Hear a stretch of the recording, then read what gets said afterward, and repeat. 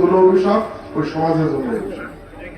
আমরা আমাদের সন্তানরা যাতে মাদকের সাথে আসক্ত না হয়, সবাই যার যার পরিবারের প্রতি খেয়াল রাখি, সামাজিক ভাবে আমরা ঐক্যবদ্ধ হই যে আমাদের এই রানাগাছা বাজারে বা এই এলাকায় আমরা কাউকে মাদক সেবন করতে দিব না, কাউকে মাদকের ব্যবসা করতে দিব না। এটা করতে যায় আমি মনে করি যে আইন শৃঙ্খলার অবনতি ঘটুক এরকম কোনো কিছু নিজেরা না করে জামালপুরের পুলিশ এবং মাদক দ্রব্য নিয়ন্ত্রণ অধিদপ্তর এখন আগে চেয়ে অনেক বেশি তথ্য। আপনারা তাদেরকে জানান, তারা তো কার্যকরী ব্যবস্থা নেয়।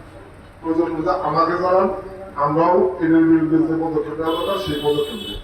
কিন্তু আমরা যদি এই মাদক বন্ধ করতে না পারি, মাদক এখন কিন্তু একবারে গানের মধ্যে ঘরে ঘরে ঢুকে গেছে, এটা ভবিষ্যতের জন্য ভয়াবহ টাকা হবে।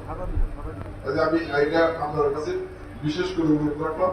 আমি আমার বক্তব্য দীর্ঘায়িত করে এটাই অনেক বেলা হয়ে গেছে, আসলে আমার আরেকটা প্রোগ্রাম থাকার কারণে আসতে বিলম্ব হয়েছে।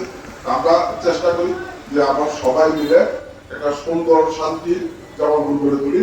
আপনাদের সকলের সহযোগিতা কামনা করে আজকের এই উদ্বোধনী আয়োজনে আপনাদের সাথে শরীর হওয়ার সুযোগ পেয়েছি, জন্য আল্লাহর কাছে শুকরিয়া করে আমরা এলজিডি এবং আমাদের উপজেলা প্রশাসনকে এই শেডিউল করার জন্য জামালপুরবাসীর পক্ষ থেকে আমাদের সকলের পক্ষ থেকে আমি ধন্যবাদ জ্ঞাপন করে আমার বক্তব্য শেষ করছি।